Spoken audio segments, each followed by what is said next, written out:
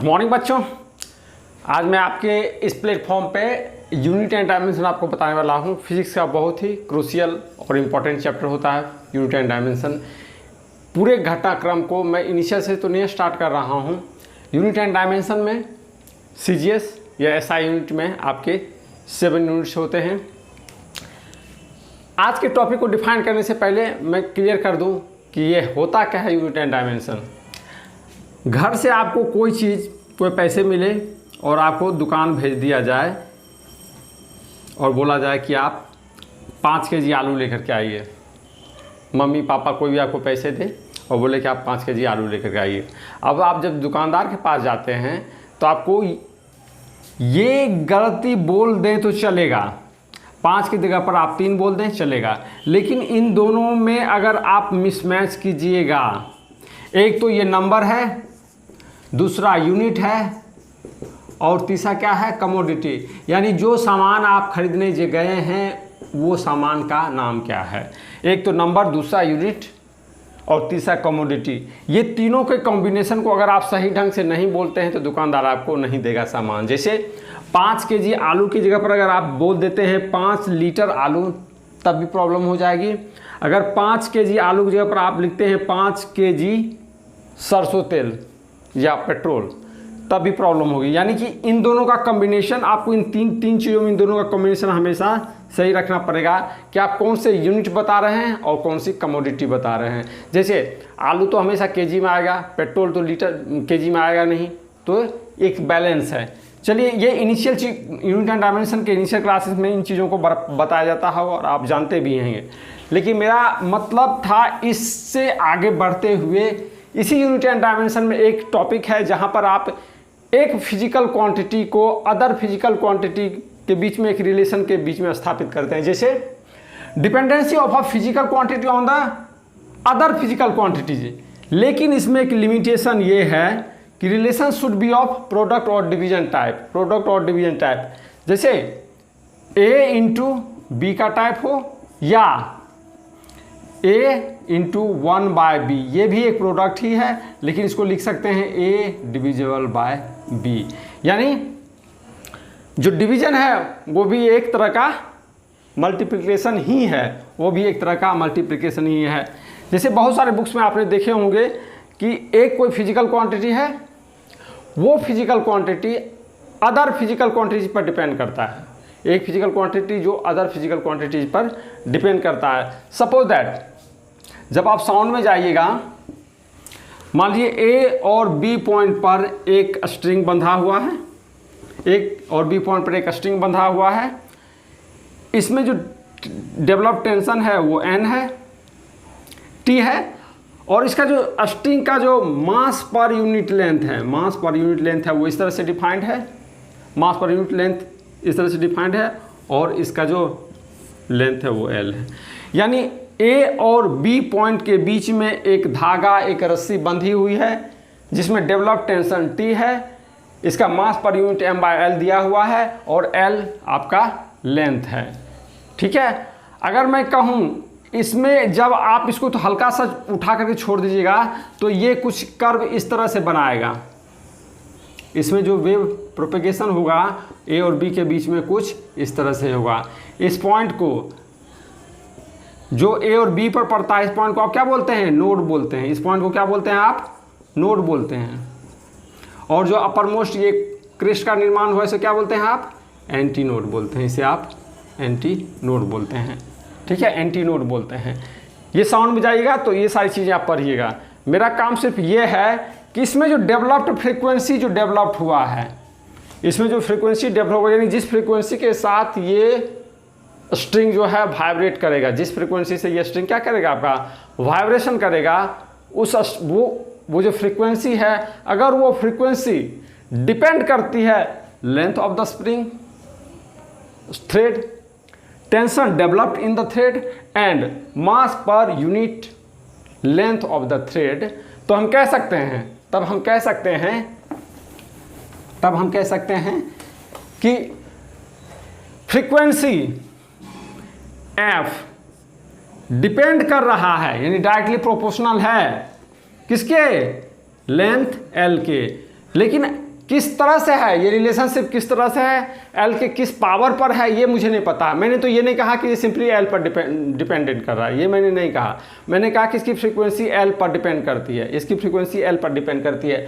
तो हो सकता है एल पर पावर जो ए है, जो बाद में मैं कैलकुलेट करके दिखाऊंगा कि ये आता क्या है, कितना आएगा, उसके अनुसार से इसकी फॉर्मूला तैयार होगी। ठीक है, तो frequency developed in the string depends upon the length of the string L to the power A का पावर कुछ भी हो सकता है, 1 2 3 4 5 6, फ्रैक्शन में भी -1 -2 -3 या 1/2 -1/2 कुछ भी हो सकता है।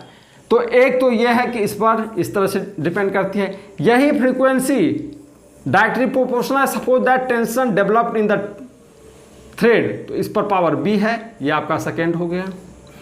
फ्रीक्वेंसी डायरेक्टली प्रोपोर्शनल, अगर मैं कहूँ लैम्डा मास पर यूनिट लेंथ, लैम्डा के पावर सी पर डिपेंड करता है, यानी ए और बी पॉइंट के बीच में जो धागा बंधी हुई है, जिस उस धागे की टेंशन टी है, मास पर यूनिट लेंथ जो है वो हम लैम्डा से डिनोट कर रहे हैं, और वो जो थ्रेड का जो लेंथ है वो एल है। यानी फ्रीक्वेंसी डिपेंड कर रहा है मास पर unit length of the thread, length of the thread, दो क्वांटिटी, और तीसरी क्वांटिटी है tension developed in the thread.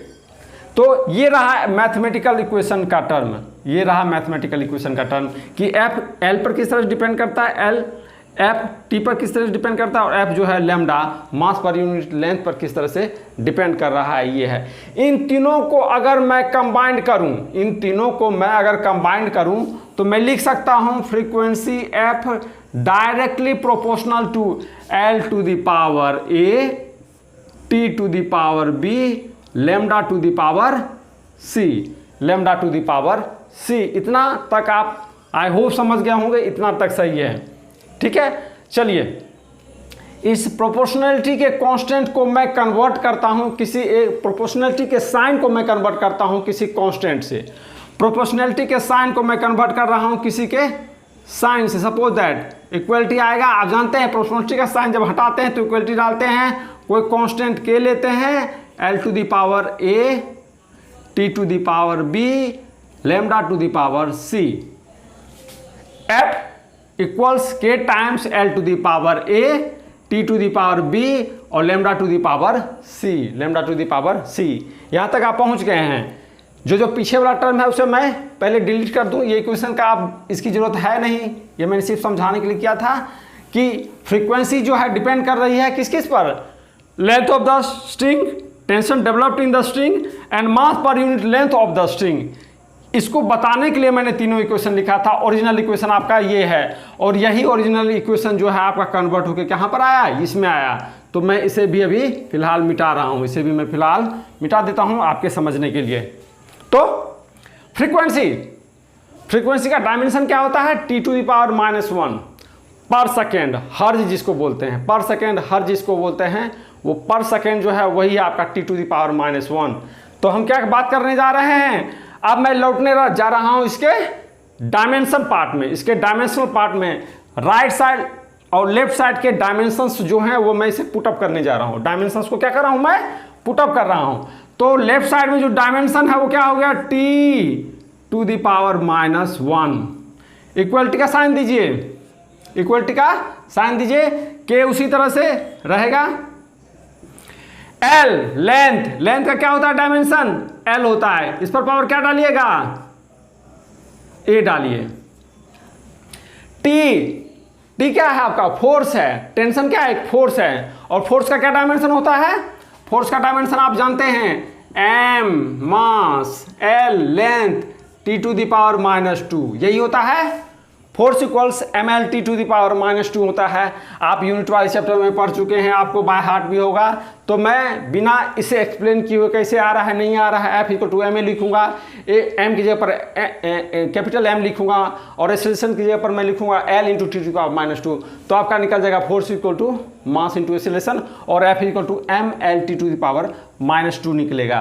तो मैं जहां पर टी है वहां पर मैं ये रखने जा रहा हूं, क्या क्या रखूंगा, एक बॉक्स बना करके M L T to the power -2, और इस पर पावर क्या है, बी पावर दिया हुआ है, मैंने बी पावर दिया है। और लास्ट क्या है आपका लैम्डा। लैम्डा मैंने कहा किस तरह से डिफाइन किया है, मैंने मास पर यूनिट लेंथ में डिफाइन किया है। मास पर यूनिट लेंथ, मास m और लेंथ का जानते हैं l होता है, तो ये बदल के क्या हो जाएगा m into L to the power -1। जब ये l ऊपर जाएगा तो ये अपना एक पावर लेके कहाँ से जाएगा, +1 पावर कन्वर्ट हो जाएगा -1 पावर में, और m L to the power -1 होगा। तो मैं यहाँ पर लिख रहा हूँ m L to the power -1, और पावर क्या है इसका, पावर c है। पावर क्या है, c है। तो आपने इतना सारा काम कर लिया, इतना सारा आपने काम कर लिया। इसको इस इक्वेशन को आप रहने दीजिए, क्योंकि लास्ट में मैं a b c कैलकुलेट करके इसके ऊपर डालूंगा, और तब आपको दिखाई देगा कि फ्रीक्वेंसी किस तरह से length of the string, tension developed in the string and mass पर unit length of the string के साथ एक रिलेशनशिप में बंधा हुआ है। तो फाइंड आउट करते हैं a b c, और उसके बाद पता चलेगा आपका फ्रीक्वेंसी का क्या रिलेशनशिप है। चलिए बाकी जो मैंने रफ के लिए काम किया है उसे मैं हटा दे रहा हूँ। इस पोर्शन को मैं क्या कर रहा हूँ, डिलीट कर दे रहा हूँ, ताकि बोर्ड साफ लगे, आपको स्पष्ट सब कुछ दिखाई दे। इसे भी मैं हटा करके यहाँ पर लिख लेता हूँ एक कोने में, ताकि बार बार रिपीट करने में परेशानी ना हो। a t to the power b और lambda to the power c, lambda to the power c हो गया। तो इस इक्वेशन मेरा काम होगा यहाँ से ये फाइंड आउट करना है। इस इक्वेशन को मैं कैपिटल A नाम दे रहा हूँ, इक्वेशन को मैं कैपिटल A नाम दे रहा हूँ। लौटते हैं ओरिजिनल जो आपने किया है काम वो देख लेते हैं। इसी को imply that t to the power -1 equals k, जहाँ जहाँ l है m है t है उसे एक जगह कलेक्ट करते हैं, जहाँ जहाँ m है l है t है वह एक जगह कलेक्शन करके रखते हैं। चलिए देखिए कहाँ कहाँ m है, पहले से स्टार्ट करते हैं। यहाँ पर m है और यहाँ पर m है। यहाँ पर जो m पर पावर है वो b है, और यहाँ पर जो m पर पावर है c है। तो m को एक जगह लिख लेते हैं, एक ब्रैकेट के अंदर m को लिखते हैं। तो घातांक के नियम से m to the power b into m to the power c, अगर बेस सेम हो तो पावर्स मल्टीप्लिकेशन क्या हो रहे हैं, एडअप हो जाते हैं। तो क्या हो जाएगा, क्या होगा बोलिए, b प्लस c। m का काम खत्म। l पे आते हैं, l कहाँ कहाँ है, यहाँ भी है, यहाँ भी है, यहाँ भी है। तो एक ब्रैकेट के अंदर l लिख लेता हूं। पहले मैं l लिखा, कौन कौन से पावर से एडअप होंगे, l to the power a, l to the power b, और यहां पर क्या हो जाएगा, l to the power -c, l to the power -c। तो मैं इसे लिखूंगा l to the power -c। क्या बच गया, m, l खत्म हो गया, t बच गया। t देखिए कहां पर है, यहां है और यहां है, यहां ओनली यहां पर, सॉरी यहां पर है सिर्फ -t लिख करके ब्रैकेट में, और मैं इसके ऊपर क्या दूंगा, पावर 2b डालूंगा, पावर 2b डालूंगा। इंप्लाई दैट, आगे बढ़िए ध्यान दीजिए, लेफ्ट साइड में t टू दी पावर -1 है, इसका मतलब है m और l की पावर्स गायब है, m और l की पावर गायब है, इसका मतलब है m पर पावर 0 है, l पर पावर 0 है। इसको सिंप्लीफाई करने के लिए आप इसे लिख सकते हैं m l t। देखिए मैं लेफ्ट साइड के पार्ट को लिख रहा हूं, t टू दी पावर तो -1 है, और l पर पावर 0 है, और m पर पावर भी 0 है। आप m पर पावर 0 लिखिए, l पर पावर 0 लिखिए, t पर पावर -1 तो है, ये तो लेफ्ट साइड का ये पूरा हो गया। देखिए इससे कोई फर्क नहीं पड़ेगा, ये और इक्वेशन सेम ही है, क्योंकि किसी भी क्वांटिटी के ऊपर अगर पावर 1 है, 0 है, सॉरी किसी भी क्वांटिटी के ऊपर पावर 0 है तो उसका मतलब ही होता है वो क्या है, 1 है, वो क्या है, 1 है। तो इसका m टू द पावर 0 का मतलब 1, l टू द पावर 0 का मतलब 1, और t टू द पावर -1 है ही। ये होता क्यों है, देखिए देखिए, किसी के पावर पर 0 का मतलब 1। कैसे हुआ ये, suppose that a to the power n-n, 0 के पावर को आप लिख सकते हैं n-n, n कुछ भी हो सकता है, 2 3 4 5 6 7 8 का हमको इससे कोई मतलब नहीं है, कुछ भी हो, फ्रैक्शन में हो या न्यूमेरिकल्स में हो, बराबर 1। कैसे, देखिए a to the power n into a to the power -n बराबर 1। तो इसको लिख सकते हैं a to the power n बटा, ये नीचे कर लीजिए, a to the power n बराबर 1 हो जाएगा, ये काट करके 1, LHS इक्वल टू RH। तो किसी भी क्वांटिटी के ऊपर, लेटर्स के ऊपर अगर पावर 1 0 है तो उसका मतलब क्या होता है, वो 1 के बराबर है। मैंने सिर्फ राइट हैंड साइड और लेफ्ट हैंड साइड में इस तरह से रिलेशन लिखने की कोशिश की है ताकि इक्वेटिंग करते समय आपको प्रॉब्लम ना हो। अब आइए राइट हैंड साइड में k times m to the power m to the power b plus c, l to the power a plus b minus c, a plus B minus C, और t to the power क्या है minus to be. अब क्या करेंगे इस equation में m पर power जो लेफ्ट हैंड साइड में है और m पर पावर जो राइट हैंड साइड में है, l पर पावर जो लेफ्ट हैंड साइड में है, l पर पावर जो राइट हैंड साइड में है, और t पर पावर जो लेफ्ट हैंड में है और t पर पावर जो राइट हैंड में है, इन सारे के पावर्स को हम क्या करेंगे इक्वेट करेंगे, इन सारे पावर्स को इक्वेट करेंगे, क्योंकि इक्वलिटी का साइन है, इसका मतलब है ये वाले पावर इसके बराबर है, ये वाले पावर्स इसके बराबर है, और ये वाले पावर जो है इस क्वांटिटी के बराबर है। चलिए बराबर कर करके इक्वेशन सॉल्व करते हैं। बराबर करते हुए क्या करें हम इक्वेशन सॉल्व करें। तो ऊपर वाले टर्म को मैं मिटा देता हूं कुछ लाइंस, ताकि इसे इलेबोरेट कर सकूं, इलेबोरेशन में मैं इसे डाल सकूं। चलिए इक्वेटिंग द पावर्स, ये क्या करेंगे equating the powers, equating the powers LHS में और कहाँ RHS में, RHS और LHS के साथ क्या कर रहे हैं हम पावर्स को इक्वेट कर रहे हैं। तो यहाँ पर पावर 0 और यहाँ पर पावर b प्लस सी, इसका मतलब हुआ b प्लस सी बराबर 0। यहाँ पर पावर 0 और यहाँ पर power a plus B minus C, a plus B minus C, a plus B minus C बराबर किसके 0 के, और लास्ट माइनस टू बी बराबर -1, माइनस टू बी बराबर -1 के, माइनस टू बी बराबर -1 के, माइनस टू बी बराबर -1 के। मैं इसे मिटा रहा हूं ताकि मुझे थोड़ी सी जगह मिल जाए काम करने के लिए, आपको समझने के लिए। ठीक है, मैंने मिटा दिया। चलिए आप इक्वेशन सॉल्व करना तो भली भांति जानते हैं, इक्वेशन सॉल्व करना भली भांति जानते हैं। तो लास्ट इक्वेशन को पकड़िए, इस इक्वेशन को अगर आप पकड़ते हैं तो यहां से क्या आया b बराबर 1/2। इसको अगर आप इसमें पुटअप कर दीजिए, इसको अगर आप ये वाले वैल्यू b बराबर 1/2 को अगर इसमें पुटअप कीजिएगा तो c बराबर क्या हो जाएगा -12।